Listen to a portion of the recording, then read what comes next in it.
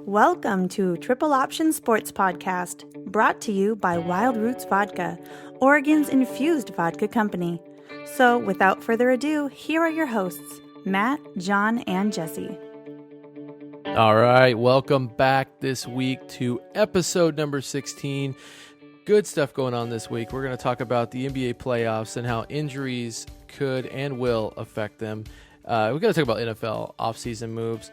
We're going to announce the winner of our NFL/NBA jersey, depending on what this person wants. So we'll announce that. Also, top 5, we're bringing it back, top 5 free agent signings in the NFL, in the history of the NFL. But, without further ado, I got to intro my two guys. How are you doing tonight, Mr. Radford?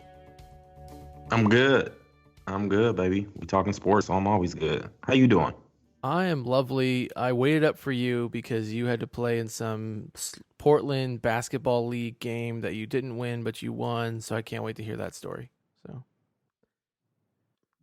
I apologize. Perfect. And then always to my right or left or in the middle, he's everywhere. He's our resident Google expert. How you doing tonight, Jesse? I am doing fantastic. Ready to talk NFL free agency. It's been a frenzy, to say the least. I can't remember an offseason where we've had this many trades, and it's really fun to watch. So excited for tonight's podcast for sure. It's like Wild Wild West out there in the NFL right now. So it is. It's crazy. But we got to kick it off with NBA. I'm actually going to the Rockets-Blazer game next week, so I'm going to put a little bit of that on our Facebook Live it, and I'll Instagram Live it for everybody. But I know there's some stuff going on, Jesse, so why don't you break it down for us? I just love that you are, A, new NBA fan, B, a new Rocket fan, and oddly enough, here you are going to a Rocket game. I'm very proud of you. I take the steps necessary to embrace the NBA, so this is the first step. So, look, you might as well get involved in the NBA as much as possible because your Seahawks suck. Wow, right? We're just starting at 2 minutes in. Okay, that's cool. They're done. So are the Lions. They haven't done it. No, they're not. Yeah, good job signing Frank Gore. Like, that's going to help the team. We actually haven't even signed him, and He'll we're good. We're 9-7. We just need a couple pieces. Let's get it over the hump, and we got Patricia, so we're good. We already have the We bet. didn't blow a lot of money. That's cool. Because you couldn't afford But can I anybody. say something? I am very happy that Eric Ebron is no longer lying. So that made my free agency. Just cutting him, it made my that was enough to get you over the hump. I love it. Oh, it was. Yeah, free up He's $8 million. I don't even care if we don't spend it. What are you talking about? He's a great tight end. He can run, and that's it. He's explosive. Yes. He's an explosive blocker, we decided last week. He should have done track. That's what he should have done. But all right, Lord. Before we get too far into the NFL free agency, because obviously that is the prime of the show, let's talk a little bit of NBA. So a couple things I want to bring up. Golden State coming down the stretch, very injured. We've got Steph Curry with his ankle injury. I don't think it'll be a problem, but he has had major ankle problems in the past that have basically stopped him from getting a big contract, and it's why they have been able to afford all these guys. So the ankle's acting up again, and then it sounds like Klay Thompson's got a thumb injury that can keep him out for a couple weeks. Not good for a team that's trying to win another championship. They've got Houston right there, looking like they're going to take the first overall seed. So Golden State's treading toughly there. They're going to have to actually go through Houston just to make it to the finals, and now they've got these injuries. What do you think about it? I'll ask you first, Radford. Do you think that this is something to be concerned about, or do you think it's much ado about nothing and they are still the favorites outside, of course, your Thunder? So I think they're going to be all right. They've been battle tested. They're the champs. I think they're going to be okay. I'm not sold on Houston yet, just because I know James Harden folds in the playoffs all the time. I know he got Chris Paul to help him out a little bit this year, but I'm not really buying into the Rockets just yet. And Golden State is Golden State. They're going to kick it into gear. But I do want to throw out a couple weeks ago when y'all was on shade how Oklahoma City might not even make the playoffs. They're on that 7th or 8th seed. Little do you know they're back and forth By like On a whole all- game. Congratulations. It's actually 2 games Oh, on the Trailblazers' ass, which Portland's been balling. Like I'm rooting for the Trailblazers, obviously, because I'm out here in the Northwest, so I do want them to do good. But I just want to throw out there when y'all was throwing shade a couple weeks, how OKC might not even make the playoffs. Now they are back in the 4th seed, so ta-da! And Can I be clear? they still gonna win the West. OKC. They are as close to number 3 as they are number 9. Let's throw that out there. That's the West. You're right. They're 2 games back from Portland. They're 2 games out being in the 8th seed. You're right, but they're gonna make it happen. When you got that dog Russell Westbrook, things is gonna happen. And when they get to the playoffs, he shows up. Paul George is gonna show up, and Melo, you just hit your open threes and try to play some defense, and they'll be okay. And that Corey Brewer addition's been nice, also. But Well, let me ask you a couple more questions here. So go ahead. we got the Timberwolves. They are obviously fighting for a playoff seed. And then we've got the Spurs, who, as of now, are not in the playoffs. Both of them have big name players in Jimmy Butler and Kawhi Leonard that are injured. Leonard was supposed to come back on Thursday. Doesn't sound like he's going to. And Jimmy Butler, if they make the playoffs, actually should be back for the playoff run. Do you think either of those teams don't make it? I'll ask you that first. And the second question is, out of those 2 teams, let's assume they do both make it. Which one do you think would make a deeper run, assuming that their star player comes back? So I don't think Minnesota's gonna make it. Okay. I don't, just because I feel like Jimmy Butler's the heart and soul of that team, and he's been the reason why where they're at, right? Because of him. I don't see Minnesota making it. San Antonio, they the Spurs. When you got Pop, I think they'll get to the second round. It just depends on where that seeding falls in. Like if they're playing OKC, they're obviously gonna get put out that first round. But it just depends on where they're playing in round 1 for the Spurs. But I think the Spurs will get in, and Minnesota will not get in. Honestly, I don't really think the Clippers are gonna get in. No, I don't think so either. Just to be real, I think it's gonna be San Antonio and Denver. The Nuggets actually been playing some decent basketball. I think it might be the Nuggets, the Spurs slide in, Minnesota, and the Clippers fall out. And they're both probably going to have first round exits because they're going to have to play. If Portland stays 3 and OKC stays 4, they're both going to get first round exits because Portland's balling. Lillard is just, man, he getting better every week. Every week. And I'm going to watch him play tomorrow. Well, you're going to see LeBron live for the first time, yeah? Yeah, I'm pumped about that. I ain't seen LeBron play, so hey, Matt. I'm excited for that one. Yeah, I'm still here. I just wanted to know. Just no, make I sure. know. I I'm know. still here. You're not. Sorry, look, Matt. You're not the NBA guy, but I am going to ask you a serious question. Do you think? Obviously, you're kind of new to this whole thing, but do you think Houston should be the favorites to go to the finals, or do you think that should still be on Golden State? No, I think it's Houston. Okay. It's pretty you simple. Think it's the home court? Yeah, home court and injuries. And I have a question on Golden State. I think I figured out Curry's ankle problem. I think I know what it is. And it only took me a couple minutes of film study. Is it Under Armour shoes? It's his ugly ass Under Armour shoes. I'm just saying. It's so bad. I had a feeling. It's so actually bad. His new Currys are nice. The other ones was real terrible, but the new ones is nice. He just debuted because he just turned 30. Some new ones, and I'm just like, that's why your ankles are messed up, man. Like, don't put those shoes on. Like, but no, he's 30. Yeah, just turned 30. Dang, he's getting old. I know. But no, on serious, with Thompson out for 2 weeks, and then ankle, and I'm a newly Houston Rocket fan. I think Houston is the favorite. So I gotta be honest. If you would have asked me this question a week ago, I would have said it's Golden State, no question. I do think Houston has some of the tools in place, but I think that they're still one player away. But I don't know. A lot's changed in a week. The injuries are one thing. I think that they'll be healthy when they need it most. But I'm watching a team that really is showing no worry in trying to get the number 1 seed. They're legitimately going out and partying as a team, including the head coach, to celebrate Curry's birthday. I just think they're a little too full of themselves. And at some point, that swag catches up to you and it just becomes too much. And I think that this is the year that they get upset. And I'm not saying Houston's going to be the one to do it. I just got a feeling they're not going to win it. Okay, it'll be OKC. No, they're not. They're not going to. But let's be real though. Golden State, they ain't got no issues, man. They got the second best player in the NBA, Kevin Durant. When you got KD, like I don't really see too many things going wrong. Like he can get down to the 15-foot pull up. Ain't nobody blocking the shot. It's going in. You still got the heart and soul, Draymond Green. You got some decent role players. I think they're gonna be all right. I really do, just because you got KD. All Phil is put the ball in that man's hands.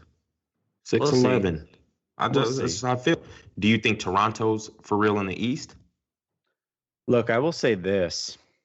How you feel about them? Not a lot has changed as far as the roster goes, but the way that they're playing basketball has completely changed. They're very unselfish all of a sudden. They're making the extra passes. And if they can continue that in the playoffs, I think they're legitimate. I really do. I think that they are probably the second best team in the East, and they can make it run at beating Cleveland. I really believe that.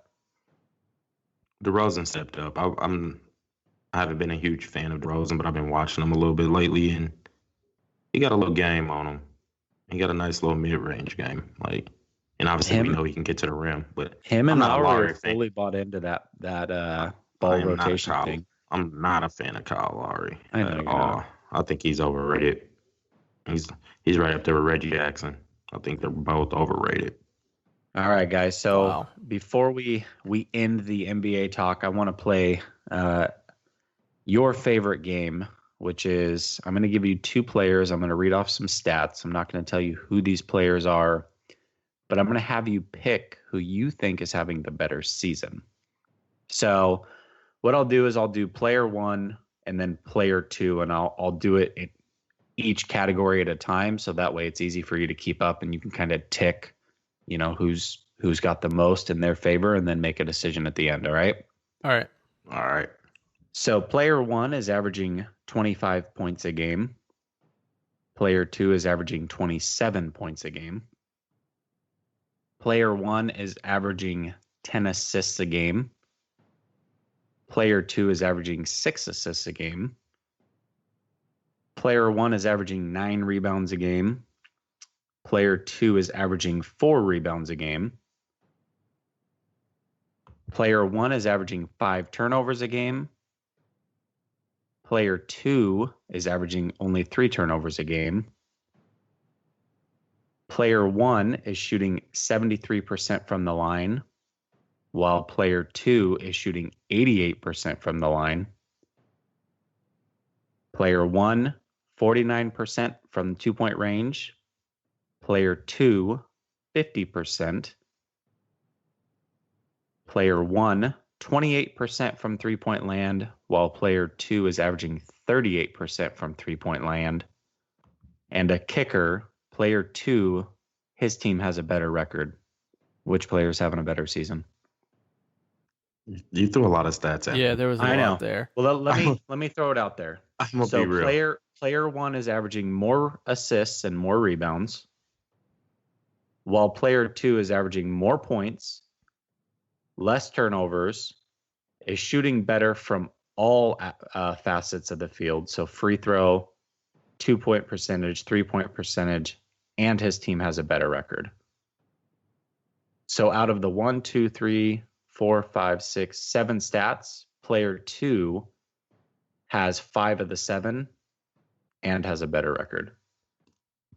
How many points is player 1 averaging? 25.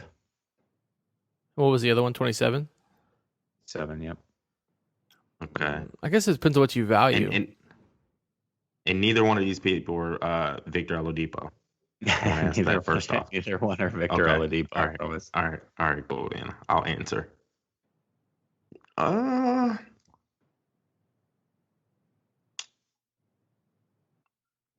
I'm going player number 2.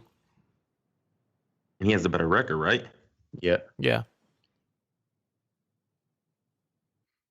Yeah. It's close. I'm gonna go player number 2. It's close. Player number 2, Is probably Damian Lillard. slightly. Yeah. Player number 2 is Damian Lillard. Player number 1 is Russell Westbrook. Damian Lillard. Wow. So listen, Russell Westbrook said this man shouldn't be an all-star. Yep. Damian Lillard, in my opinion, is having the better season. His team has a better record, and really the difference between their seeding right now is Portland is 3-0 against them. Just saying, Damian Lillard, very elite. Yeah. He is very elite. He is elite, for sure. For sure. I thought you were going to say one of them was Matt Stafford. Like, that's what I was going to say. I thought that we start throwing out the field goal and 3-point percentage. Like that sounds like a good shooter right there. Nah, Dame. Hey, Dame he should be in that MVP race. To be real with you, the man is balling. Number 3, in my opinion. In that fourth quarter, hey, it's Lillard time, and a lot of people don't get to see him because he played for the Blazers, and I think it's a lot of bull going on because I got my homeboy Tank. He don't really know too much about Damian Lillard or CJ McCollum. I'm like, bro, they probably the second or maybe third best like guard duo in the league. Like these boys ball out here. They really do. And they got a couple cool role players. They got a couple overpaid players also. But the Blazers is for real. They are for real. Yeah, they're doing great. It's exciting. I never feel like they never out of a game either. They could be down by like 15 for some reason. I just feel like, man, they still ain't out of it. Like it's still 7 minutes left. Which is different. I mean, in the past, they couldn't close games out and they couldn't make runs. It is because these past couple of games, they've been down by like 12 to 15 with 6 minutes left. And you just don't even count them out. Like, they probably still going to come back and win. What they do, come back and win. They hot right now. They really are. All right, question for you. Mm-hmm. Tell me why, Bradford, that your Detroit Lions, like how I segue there, are even entertaining the thought of signing Frank Gore. So this is what I probably think. So they've been bringing in veteran running backs this whole week. So I think they just want to get a player that's going to handle first down, you know what I mean, make it 2nd and 7, 2nd and 6. Somebody who got some vision, you know what I mean, who's going to get us ahead of the chains. 2nd down, same thing. Getting short yardage because we don't have a short yardage back. We don't have a goal line running back. So they've been bringing in like power backs because all we got are pretty much receiving running backs. So they've been bringing old vets to probably sign them on like a 1-year, maybe a 2-year deal, and they want to get them at the right price. Like that's what I think they're doing, and I still think we're going to draft a running back in round 2 or 3. And I'm not going to be mad if we get Frank Gore if we get him at the right price. If you can get him from like $3 million, no more than 4, I'm okay with that. Just because for one, he's going to help that film study. He's going to help the locker room, and he's going to help the running back. Like Amir Abdullah needs help with his vision, and we might be moving on with him. But at the same time, if you could just help him for one more season, help us get better, I don't think it's a bad pickup. Like, is Frank Gore of the Niners? No, he's not. We get that, but Frank Gore ain't no bum either. He's I just think the Lions. In a bunch of like, yeah, the Lions just seem. The Lions seem real quiet during this free agency. That's all I'm saying. Well, I mean, so we are, and I don't want to overpay. Everybody's getting overpaid anyways. Like, I don't really think we need to be out here spending all that money. That's cool. For one, we gonna have contracts coming up next year. They really just they just being smart about it. I'm not mad that we're not taking some of the big names. Yeah, I want a splash play, but the linebackers we signed were solid linebackers who's going to fit into our hybrid scheme so they can play 4-3-3-4. So I've done some research on that, and I'm happy with that. I'm not happy with our corner bringing back Nevin Lawson. I think he's terrible. I love the Eric Ebron cut. That's amazing. Yeah. But if we do sign Frank, we're not mad at it because as long as we get him at the right price and put him on a 1-year deal, and I think he'll help the team. I mean, we just need somebody to take a little bit of load off Stafford because we haven't had a 100-yard rusher since Reggie Bush. Now we're talking 6 years. So and he probably will never get 100, but at the same time, he can punch it in from the 2. That's how I look at it. No, we ain't made no big moves. We haven't. All right. I hopefully we get Sheldon Richardson. I would like that pickup because he's versatile. He can play 4-3 or 3-4. Let's get him on a decent contract. I honestly don't really want Sue back. I don't want him back on the team. But, I mean, we ain't making moves. We got your boy, what's his name, Deshaun Shedd from Seattle. What's your take on him, the cornerback? You just want to get me heated on Seattle. That's why you bring it up.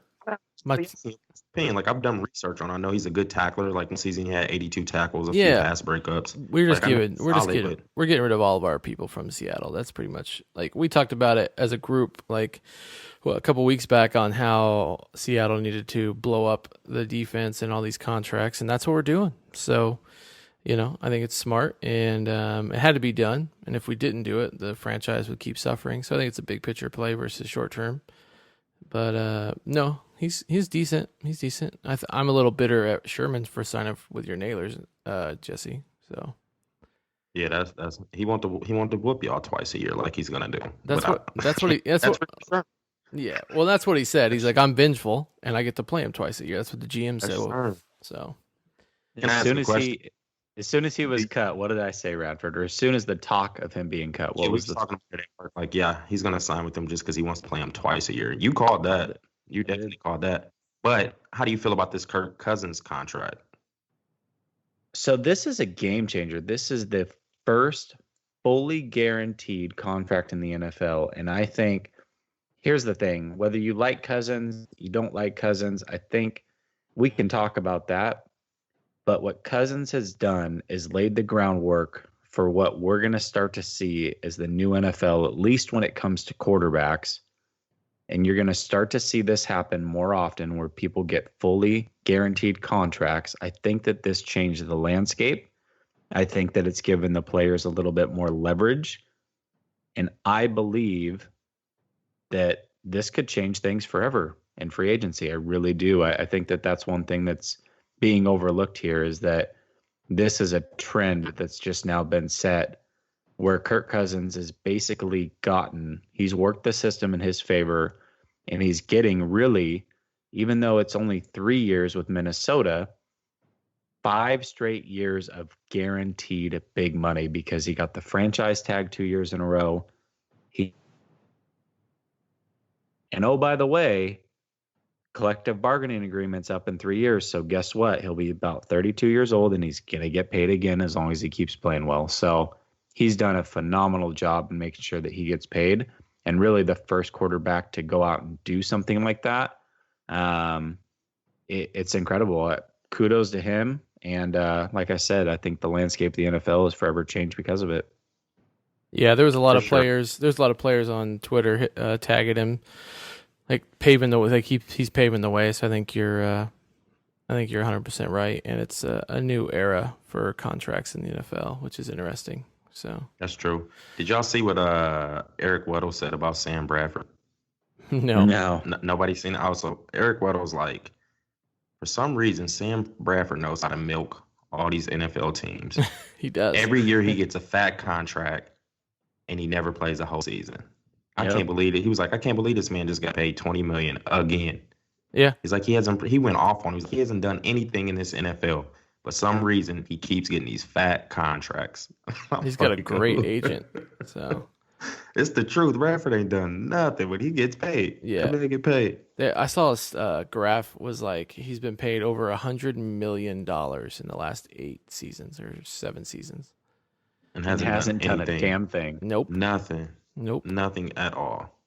But and it's sad Larry Fitzgerald will never get a ring. Exactly. Never. Exactly. So sad. I don't know. It's crazy.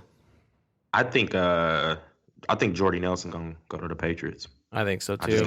I got this feeling he's gonna just end up with New England. Like I just really do. I really, really do. I agree. I don't know. I agree with you. I think agree. That's exactly where he ends up. Yep, me too. I really do. It's been a crazy free agency though, man. Crazy. All these trades before free agency, and now a lot of people getting paid. Malcolm Butler getting paid $13 million a year. What are some of the worst contracts you've seen, and what are some of the best? I would say that Malcolm Butler one is. Honestly, the man's 28. I think, what is he on, like a 5 or 6 year deal, making $13 million a year? Like I think he's like the top paid corner in the NFL. He's right there. He's close. Like, Top he's a three. good corner. I'm not taking nothing away from Butler. Like, I think he's a solid corner, but he's getting paid like top tier money. And so is Tremaine Johnson. I think he's making like 15 mil a year. Yeah. And Tremaine Johnson's not even a true like shutdown corner. He's cool. They getting paid, and it's crazy. AJ McCarron's deal with the Bills is funny. It's like $1.5 million. Super Is it? cheap. They did him like that. Yeah, they did him really dirty.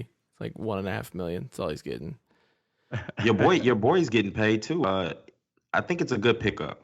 I really do. The McKinnon to the Niners for that zone running scheme. McKinnon's solid too. I like him, but he's the fourth highest paid running back. Yep. So I don't know I'm if glad y'all that knew you brought that. but he's I'm glad he's you brought good that though, up. and I think he's gonna rush for 1,000 yards next year. But he's the fourth highest paid running back. I think that's kind of crazy too. I'm glad that you brought that up because obviously being a Niner fan, I've been all over the Niner forums, just seeing what people think. And I could not believe how many people were up in arms over the signing of Jerick McKinnon. Now, what I'm getting from 49er fan is they're all happy to have him, but they can't believe the money that he's gotten. And so I just want to make sure that I dispel some of the myths here because people look at the overall contract and they look at a contract and they're like, oh my gosh, per year he's making, third most in the NFL, which it's not always true. What you see on the surface is not true. So here's what the 49ers are doing that I believe is very, very smart. If you look at Garoppolo's deal, you look at McKinnon's deal, and there's someone else. I'm trying to think of who else it was. Another deal, I think it might be. It was Sherman's he was telling me about. Well, Sherman's was done smart because it's all incentive laden, but was it Weston Richburg's deal? If you look at all those deals, every single one of them, the most money is in year one. And the least amount of money is in year two. So what does that tell you? That tells you that the 49ers have a 2-year plan to fully fix the roster because all of these people are making a crap ton of money up front when we have all this cap space. And then their money drastically slides back in year two, which allows them to go out and do the same thing next year because they're going to have a bunch of cap space again next year.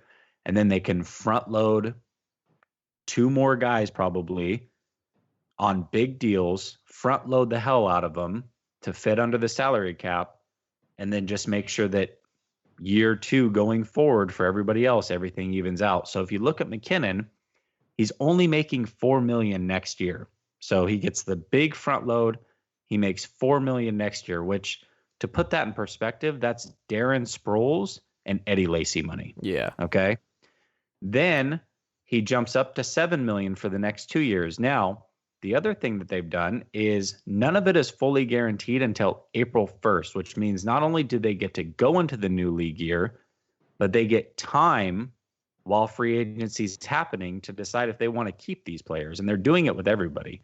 April 1st is the deadline. So they get about a 3-week time of free agency being open if they want to decide to keep these players or cut them and literally lose no money against the cap.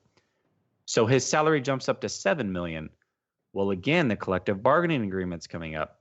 Plus, a lot of other running backs are going to become free agents. And I guarantee that $7 million in 2 years will probably put him middle of the pack as far as what running backs are being paid. So if you look at the deal as a whole, it's actually a very well-constructed deal. And for what he's going to bring to the Shanahan offense, I think you're right. 1,000 yards is definitely a possibility. If he stays healthy and he is, in fact, the guy, which I believe he's going to be, I will almost guarantee 1,400 total yards out of him because what Shanahan does with that running back position, look at Devontae Freeman. He didn't do much last year and he didn't do much the first year, but the 2 years with Shanahan, he went ape shit. And he has a lot of the same skill sets that Jerick McKinnon has. So 49er fans, chill out. The front office absolutely knows what they're doing, and they're playing it about as smart as you possibly can. What do you make of Carlos Hyde going to the Browns? Do you think they're still going to take Barkley number 1 or Chubb, or do you think they're going to go QB? What do you think, Radford? Number one. Yeah. Mm-hmm. Oh, I don't, I don't think they're gonna take Barkley. I don't, and I still don't think they're gonna take a quarterback. I think they're gonna trade out of that pick, and then at 4 take Chubb or is it Minka Fitzpatrick? That's what I think they're gonna do. I think they're gonna trade out one because now that you got Carlos Hyde on a 3-year deal, I don't really see why would you sign Hyde then go get Barkley because they're both number one running backs. Yeah, You got Tyrod Taylor. Doesn't I make know sense to Tyrod me. Taylor's a free agent next year, but I just don't see him. I don't think none of these quarterbacks are special, to be real. So if I was him, I would trade out, get a pick this year and get a pick next year. Just keep loading up them picks. Keep loading up them picks because I don't think none of these quarterbacks are special. Barkley's special, but you just went and they didn't really give Hyde a lot of money either. I think it's 3 years for 15 mil. So they didn't give him a lot of money. But Carlos Hyde is a number one running back, so I don't know if you go get him. Yeah. But the best free agent pick I like is Andrew Norwell to the Jags. Boosting up that O-line. Boosting up that O-line for Fournette. I think that was just a great pickup. I really do. Let Allen Robinson walk, boost up that O-line because you did it last year without Robinson, and now you just added Norwell. I like that pickup. Yeah, I love that pickup. I don't know, Matt. I don't know what the answer is with the Browns at 1. I'm still going to go out on a limb and say that they pick Barkley, but I got a feeling that they're going to go quarterback, which I don't like it. And I'm listening to the quote unquote experts saying, you got to go quarterback number 1. You got to go get your guy. And I don't like the move. I really don't like it at all. I don't mind you taking a quarterback at 4. I'm cool with that. But Barkley is clearly the best player in the draft. And I don't think signing Carlos Hyde should stop you from getting him.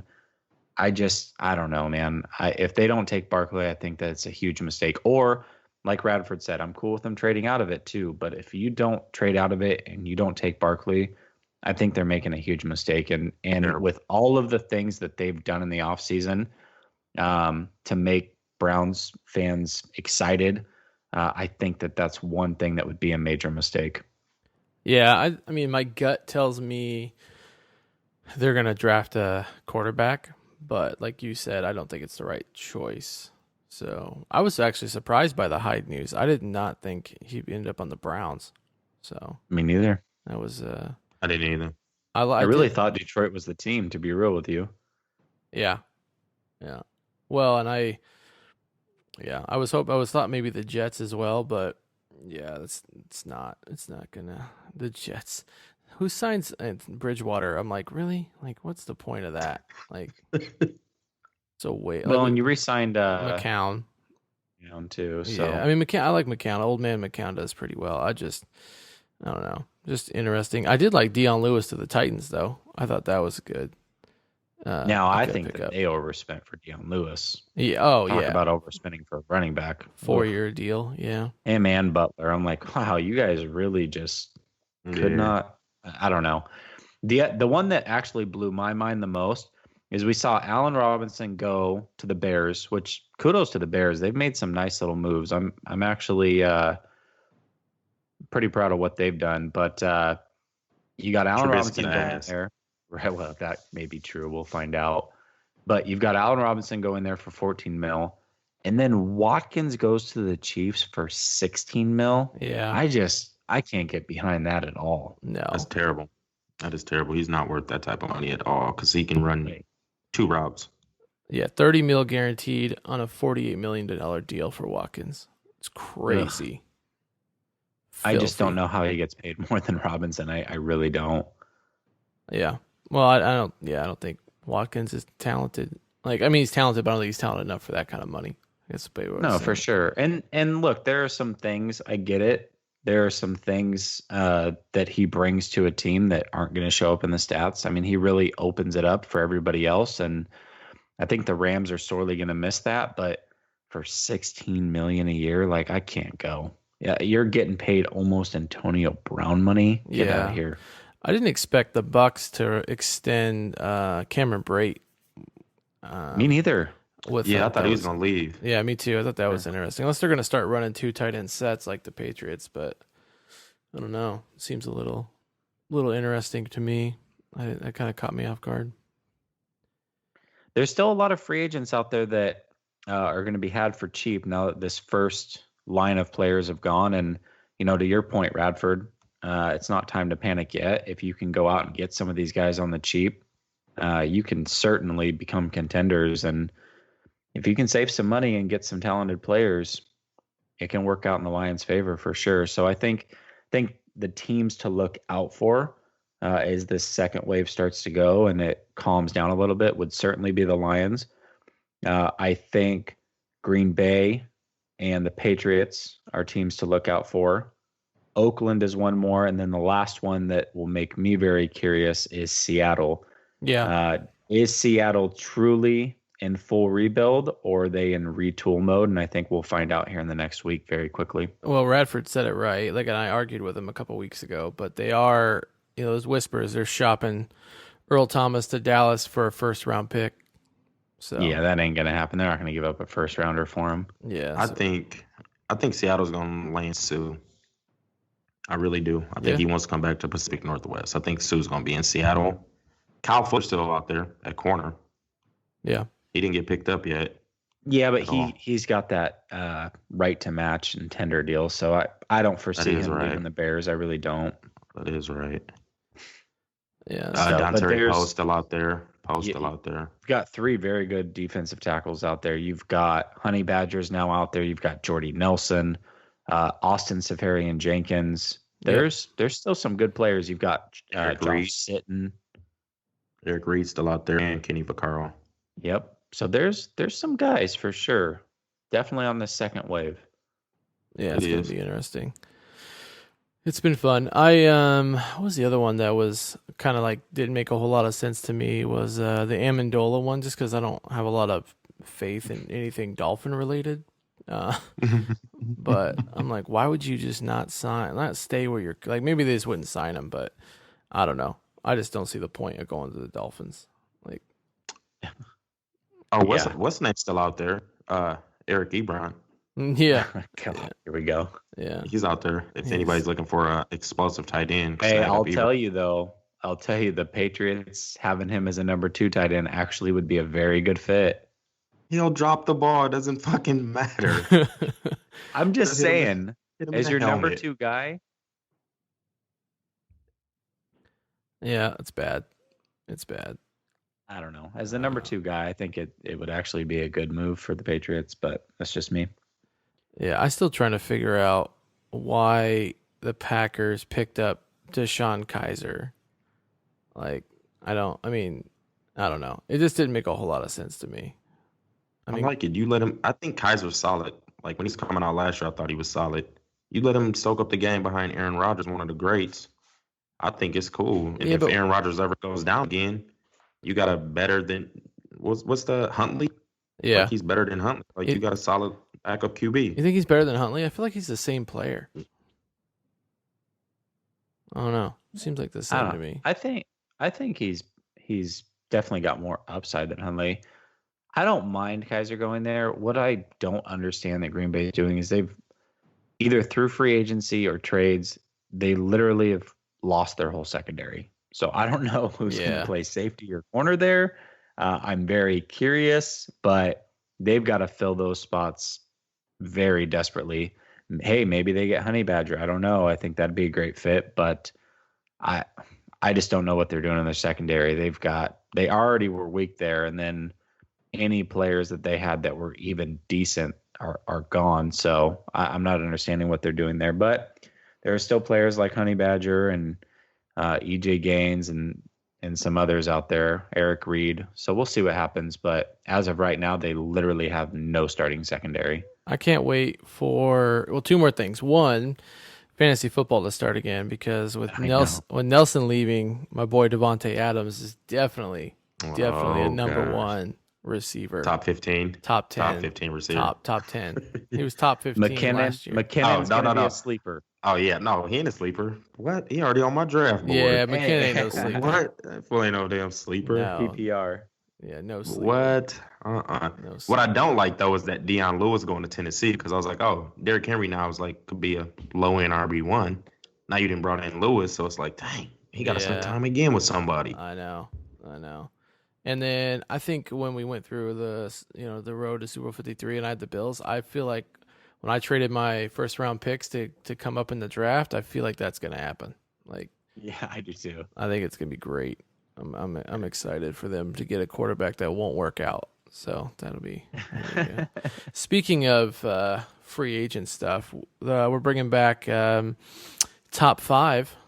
So I love top 5. We all love top 5, but we want to talk about top 5 free agent signings in the NFL of all time.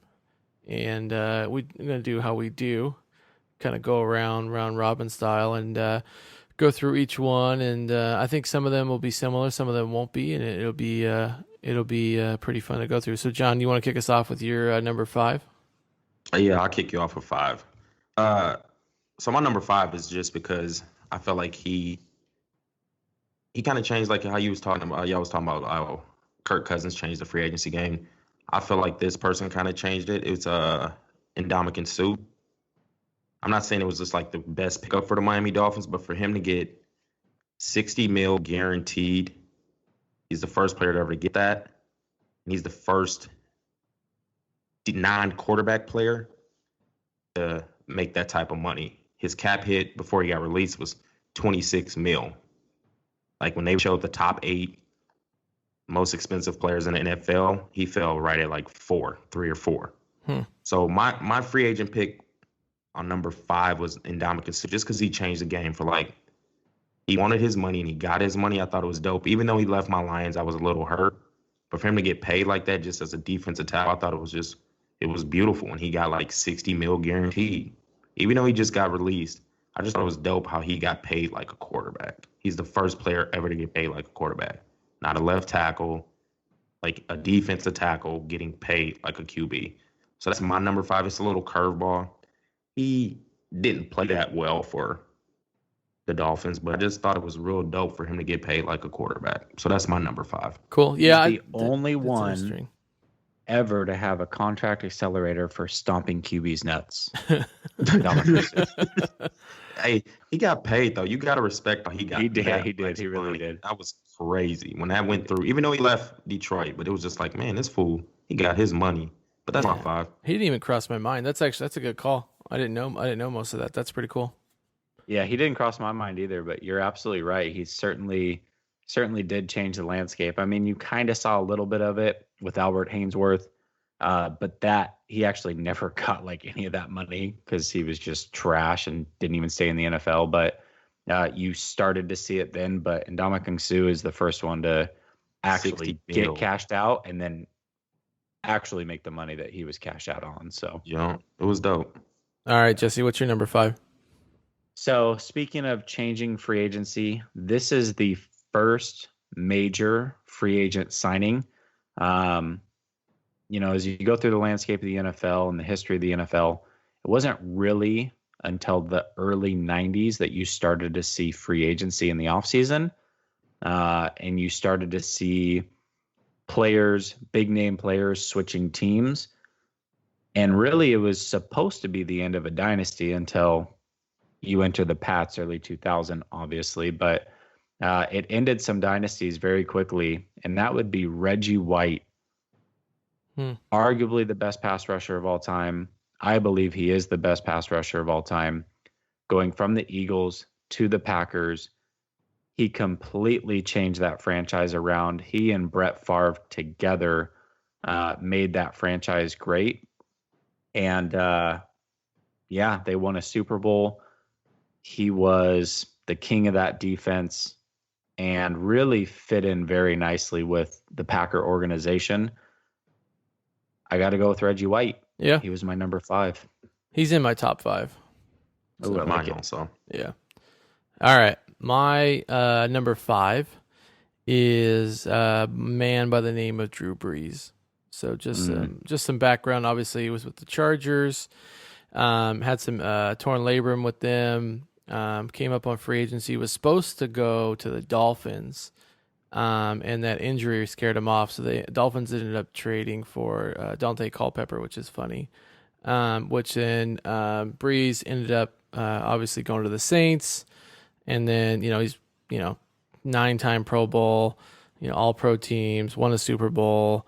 But I think if they did not end up getting Breeze and him doing what they did for the Saints, I think they probably would have relocated after Hurricane Katrina. So I think that's kind of the staple there for me. Was my my number 5 was Drew Brees. So yeah, that's huge.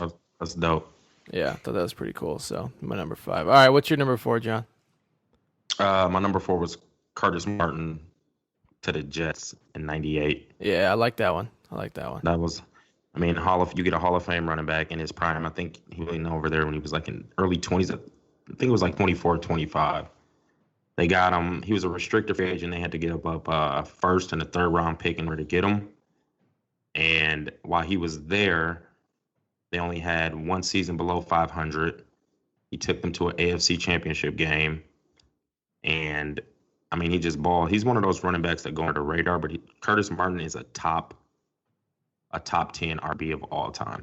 And when people say top 10 RBs, he never comes up unless you truly just know the game. But Curtis Martin was a G. So that's my number 4 is Curtis Martin to the Jets.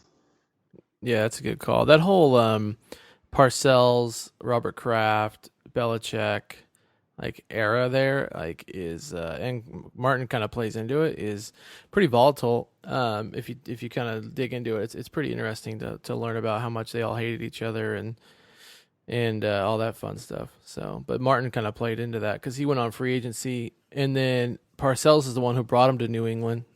Yeah, and then he was like, "I'm free agent. I'm calling Parcells again, and then I'm going to the Jets." And Robert Kraft was pissed. So it's I just watched the Bill versus Bill on 30 for 30. It was pretty good. Oh, that is a good 30 for 30. That was good. All right, Jesse, what's your number 4? All right, my number 4 is Priest Holmes to the Kansas City Chiefs. He was behind Jamal Lewis in Baltimore. Jamal Lewis was a stud running back, but Priest Holmes was also a stud. And they couldn't retain them both, so he went over to the Chiefs. Here's what I'm going to say real quick. We give Terrell Davis a lot of credit for his 3 years. We all pretty much agree and say, look, he probably isn't a Hall of Famer, but I'm going to tell you right now, after I read off these numbers, if Terrell Davis can get in the Hall of Fame off of 3 years, Priest Holmes absolutely should be in the Hall of Fame off of 3 years. So first 3 years in Kansas City, he averaged 1,530 rushing yards, 659 receiving yards, and 20 touchdowns was his average per season for 3 years. That's insane. Yeah, that's crazy. Those numbers that may be the best 3-year span of any running back in NFL history, legitimately. I remember Priest Holmes. Yeah. Oh, he was absolutely savage. So Priest Holmes, for me, number 4. But like I said, that 3-year run may be the best 3-year run of any running back in NFL history. That's a good call. Yeah, I thought about him too. I just, yeah, that's good. That's really good. It didn't bring him a ring, and I think that, maybe why you left him off the list. But for me, Priest Holmes was so damn fun to watch. I'll never forget watching him play and just how much I enjoyed tuning in whenever the Chiefs were on TV and he was playing. All right. My number 4, and let's see if the Oakland Raider fan base that listens to us yells at me for this one, but I gotta bring up Charles Woodson. So him going from Oakland to, I think, arguably had a better career with Green Bay in 2006. Went there, earned All-Pro honors 4 times, won 2009 NFL Defensive Player of the Year award, and was a huge reason why the Packers won the Super Bowl in 2010. Was a pretty controversial free agent signing, him leaving Oakland. Obviously came back to Oakland at the end of his career. But yeah, for me, Charles Woodson. And that's crazy you say that, because that's my number 3. Is it really? Yeah. Charles Woodson to the Packers, man. One of the greatest DBs to ever play the game. Yep.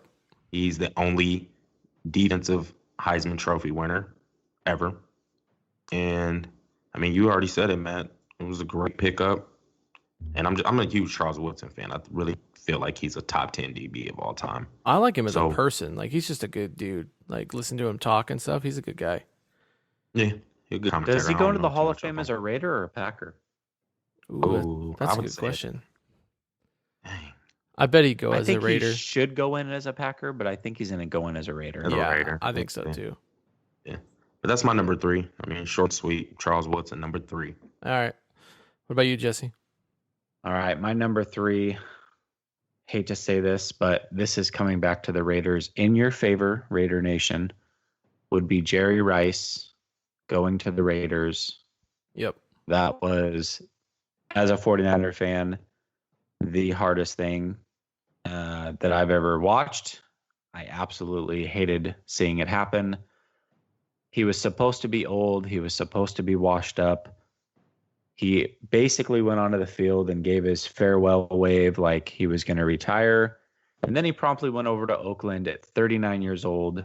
And for the next 3 years at 39, 40, and 41, averaged 1,073 yards per season, 80 catches per season, 6 touchdowns per season, which, I mean, that right there is the 3 best years in Des Bryant's career, I'm pretty sure. Yeah. At 39, 40, and 41, might I add. Yeah. And led them to an AFC championship in which they got screwed by Tom Brady's tuck rule. So that could have led to a Super Bowl ring. And then the next year made the Super Bowl where they got smacked by John Gruden and the Bucs. But still, he brought a franchise that was suffering, could not really do a lot, and at his age breathed new life into them. AFC championship and a Super Bowl appearance, I think, is extremely impressive. So I have to go Jerry Rice, number 3. Yeah, that's gonna be like that. That's I love it. I think it's got to be hard as a Niner fan to talk about it. So, but for me, it was shaded Des Bryant. Well, because Des Bryant's trash. And, yeah, there it is. There it is. I wanted to say, like, for Jerry Rice to do that at that age just shows you how great that man really was. Yeah, exactly. I mean, he retired as Seahawk, though, right? Yeah, great. He entered the Hall of Fame as a Seahawk also. That's amazing. All right, my number 3, and I kind of stuck with like things that I've seen or watched. So this one, I don't think is in your guys' top 5, but I think it's pretty awesome. Is the whole Peyton Manning going to Denver for me, and the Colts, how they just abandoned ship because he missed the 2011 season through neck injury, had to get fixed up internationally. Obviously, goes into Denver for 3 years. You know, broke passing records, broke touchdown records. Supposed to be done. Gets it, including a trip to the Super Bowl, wins the Super Bowl, I just think that was a monumental moment for somebody of his age. And then to kind of have the storybook ending of like your last season, you win the Super Bowl and you kind of ride off in the sunset, I think is cute. So I went with Peyton Manning for number 3. Yeah, I like that. I like that. But Von Miller won the Super Bowl, but no, I agree. Yeah. I agree. He was the quarterback at the time, so. I do like the story. Yes. So number 2. Number 2. Number 2 is primetime. Deion Sanders, man. I mean, he went to the Niners, 94, won a Super Bowl, then become a free agent, go to Dallas, won a Super Bowl, the greatest corner of all time. So I'm gonna go with primetime as number 2. Yeah. Can't argue that. No, there's no argument. No argument there. Easy. All right. What about you, Jesse? What's your number 2? Well, we've heard it before, but Charles Woodson to the Packers. Nice. So I'll give you my reasons real quick. And you alluded to it, Matt, but at that time, and this is what brings me a little bit of hope with Richard Sherman. So I'll tie the two together. Richard Sherman, coming off of serious injury, about to turn 30 years old, is written off by his franchise. Charles Woodson, also coming off a major injury, just turned 30 years old, is written off by his franchise. the last 4 seasons he was with the Raiders, he actually didn't play a full season in any of those seasons. He only played 6 years in his last year with Oakland. Oakland didn't even make him an offer to try to bring him back, not even on the cheap. They just said, look, you're washed up, you're done. Goes on to play 10 more seasons, Defensive Player of the Year. Obviously, he gets a Super Bowl and the rest is history. But yeah, Charles Woodson, for 2 reasons. 1, obviously, for what he did. And 2, he brings hope that Richard Sherman can repeat that. So, yep. Now we kind of already, already said it. So my, what do I, number 2? My number 2 is Reggie White. So we've kind of gone through everything for Reggie White. I just think it was big just because it was a huge controversial decision because he had 25 sacks in his first 8 seasons with the Eagles, and then to change gears, and there was a lot of controversy on like why and what he was saying in the media, and he went real religious on it too, so I won't dive into the details, but it was pretty cool to see, and Jesse covered most of it earlier. So, but yeah, number 2, Reggie White. So, all right, John, you're number 1 of all time. Reggie White. Yeah, exactly. Reggie White, greatest defensive end of all time. Yeah, Reggie White. Drop the mic. That's it. Reggie White's my number 1. Yeah. All right, Jesse, number 1. Well, here we go with the repeats. Yep. Obviously, Deion Sanders. I mean, when you can individually change the landscape and the balance of the NFL and win 2 Super Bowls in back-to-back years with different franchises solely because you switch teams, come on, man. You're the number 1 free agent signing of all time. It was crazy back then. I hated watching it. I loved watching it and then hated watching it. But yeah, prime time in his prime, doing what he wanted to do and winning multiple Lombardi trophies.